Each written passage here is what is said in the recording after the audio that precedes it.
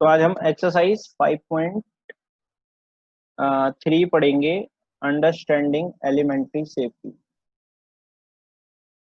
Exercise 5.3 chapter का नाम है हमारा अंडरस्टैंडिंग एलिमेंट्री सेफ्टी। सब लोग अपनी अपनी कॉपी में नोट करते रहेंगे elementary safety. This is the third exercise of this chapter. इसमें सबसे पहले क्वेश्चन दिए हुए हैं आपको, मैच करने हैं, ठीक है ना। मैच दिए हुए हैं। सबसे पहले आपको दिया हुआ है स्ट्रेट एंगल। अगर मैं बात करूं स्ट्रेट एंगल, स्ट्रेट एंगल जो होगा हमारे पास, मैं आपको थोड़ा सा इसमें पीडीएफ दिखाऊंगा स्ट्रेट एंगल का। Let me open understanding elementary shape. सब लोग ध्यान से देखेंगे। 5.3 जो है हमारे पास, ये रहा। तो देखो, इसमें सबसे पहले स्ट्रेट एंगल दिया हुआ है, तो स्ट्रेट एंगल का जो आंसर हो जाएगा हमारे पास कौन सा हो जाएगा? The right answer will be C option. Straight angle हमारे पास जाएगा हाफ ऑफ द रिवोल्यूशन। तो देखो, अगर हमारे पास एक सर्कल है, उसका एक ये हाफ रिवोल्यूशन होता है स्ट्रेट एंगल। देखो, स्ट्रेट एंगल बनना है तो ये हाफ रिवोल्यूशन होता है, तो इसका आंसर इसलिए हमारे पास क्या हो जाएगा? सी ऑप्शन हो जाएगा, ठीक है। फिर दूसरा हमारे पास है राइट एंगल, ठीक है। राइट एंगल, ठीक है। राइट एंगल जो होगा हमारे पास, इसमें हमारे पास एक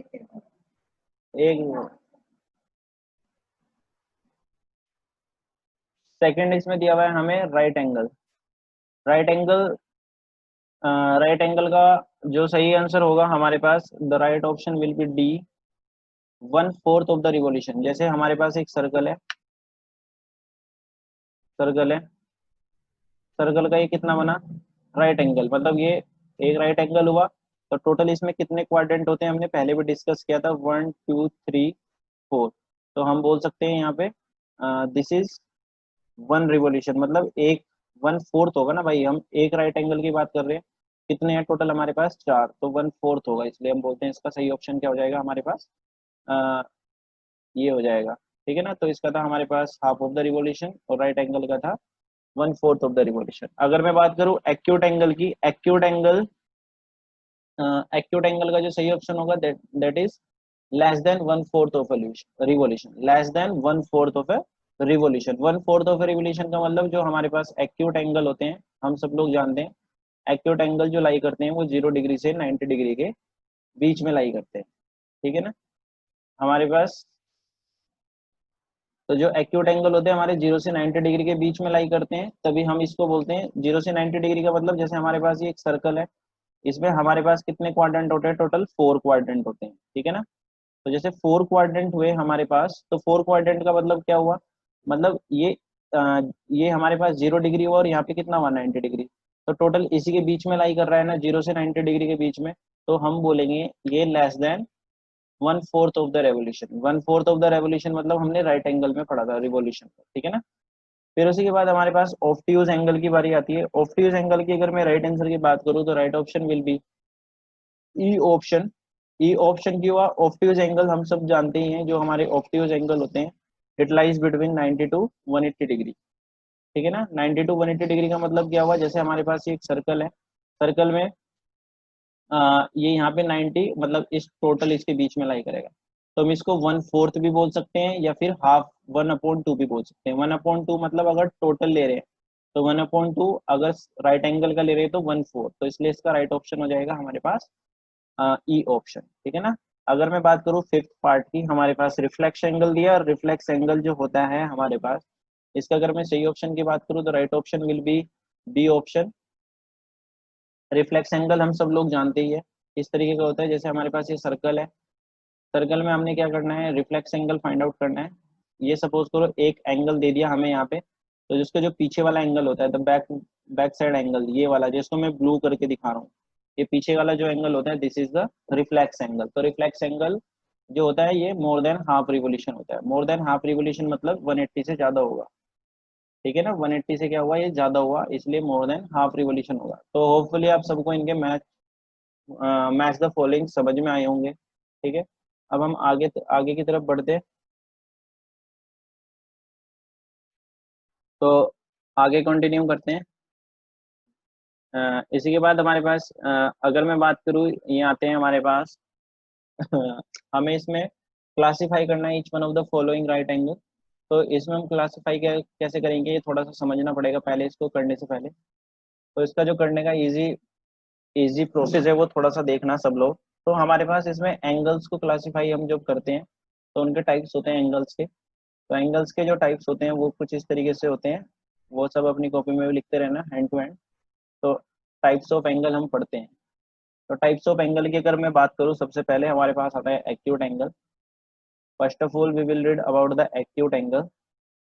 जो हमारे पास एक्यूट एंगल होते हैं, ये हमने बोला कि it lies between 0 to 90 degree, मतलब the measurement of the angle between 0 to 90 degree. तो उसी को ही हम क्या बोलते हैं, एक्यूट एंगल बोलते हैं। ये ऐसे आप इसको ध्यान रख सकते हो।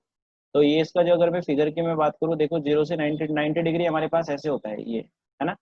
तो it lies between this type, ठीक है ना, ये इस तरीके से बना रहेगा, मतलब इधर की तरफ आएगा। ये ऐसे हो सकता है, ऐसे हो सकता है, ऐसे हो सकता है, ऐसे हो सकता है, पर स्ट्रेट होगा तब नहीं चलेगा, जीरो होगा तब भी नहीं होगा।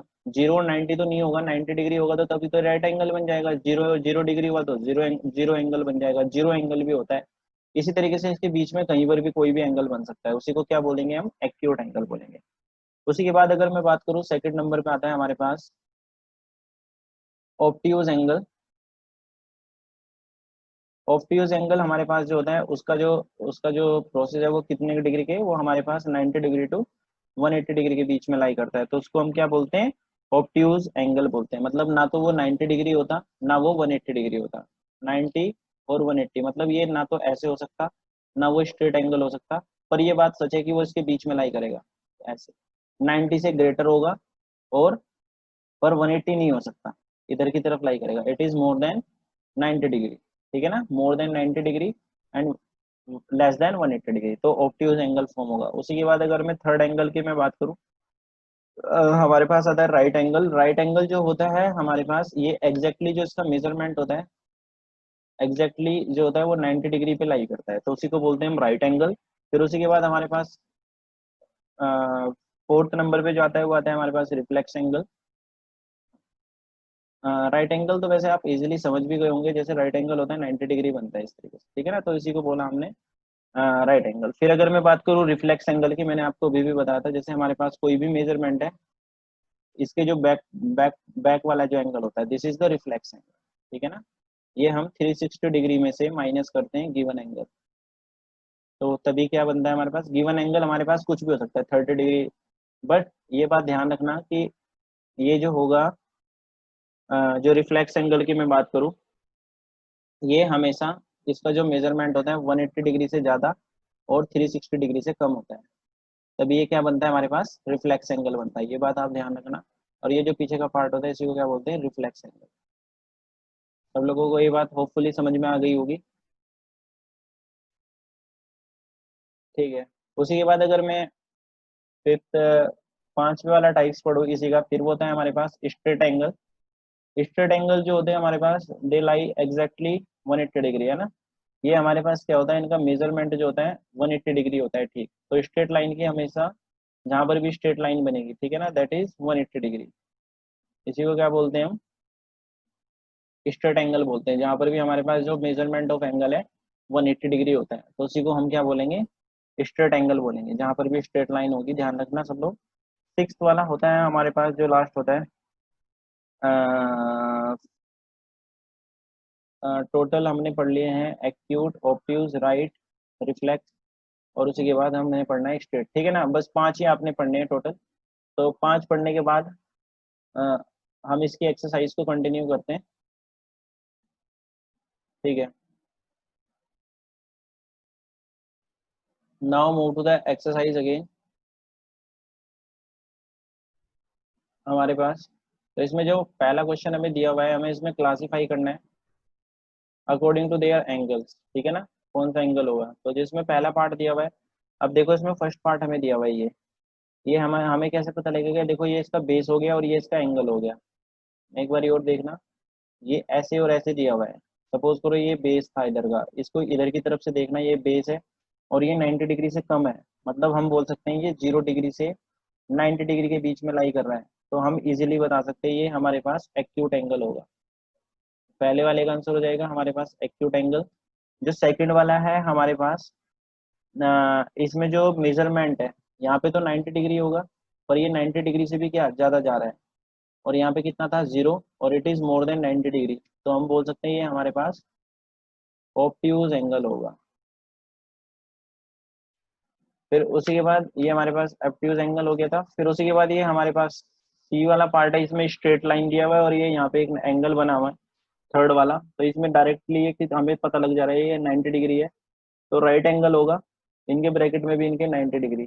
और ऑब्ट्यूज एंगल जब लिख रहे हो तो इसके ब्रैकेट में भी लिख देना ये 90 डिग्री से 180 डिग्री के बीच में लाई कर रहा है। अगर आप डी से मेजरमेंट कर रहे हो तो आप इसका डायरेक्टली मेजरमेंट भी लिख सकते हो, ठीक है ना। एक्यूट एंगल में भी सेम आप इसे 0 टू 90 डिग्री, ठीक है ना, आप दोनों भी लिख सकते हो कि मेजरमेंट इतने से इतने के बीच में ऑब्ट्यूज एंगल होता है। फिर आप इसको डी से मेजर करके भी इसका आंसर लिख सकते हो कि इतने डिग्री का है, ठीक है ना। तो ये बैक वाले एंगल मैंने बताए थे जो पीछे की तरफ बनते हैं, कौन से एंगल होते हैं, reflex angle, as we already discuss. तो ये आपको देखते ही समझ में आ जाना चाहिए कि हमारे पास रिफ्लेक्स एंगल होते हैं। सेम इसी तरीके से आप ई वाले पार्ट में भी बता सकते हो, ये एक स्ट्रेट लाइन बन रही है और ये कैसे एक बन रहा है, तो ये हमारे पास कौन सा हो जाएगा, स्ट्रेट एंगल। यहाँ तक आप सब लोगों को समझ में आए होंगे। फिर उसके बाद हम एफ वाले पार्ट में चले। एफ वाले पार्ट में ये देखो इस तरीके से बनते हैं, मतलब ना ये पूरा 90 डिग्री बन रहा और ना इधर से ये पूरा 90 डिग्री बन रहा। 90 डिग्री तब बनता, मतलब हम इसको ऐसे समझ सकते हैं, एक बारी और समझना ध्यान से, मैं इसको रफ कर दे रहा हूँ एक बारी। जैसे ये यहाँ पे है हमारे पास, ये 90 डिग्री से बिल्कुल कम है, ठीक है ना, मतलब ये इसका बेस हो गया और ये इधर से ऐसे जा रहा है। ये हमारे पास बेस है, डी को जब रखोगे आप इस वाली फॉर्म में रखोगे तो ये इस तरीके से मिलेगा, और इधर से आप इस तरीके से रखोगे तो ये ऐसे मिलेगा, तो it is less than 90 degree. तो हम बोल सकते हैं ये हमारे पास एक्यूट एंगल है। तो ये हमारे पास कौन सा हो जाएगा, एक्यूट एंगल हो जाएगा। क्यों हो जाएगा, क्योंकि it is less than 90 degree.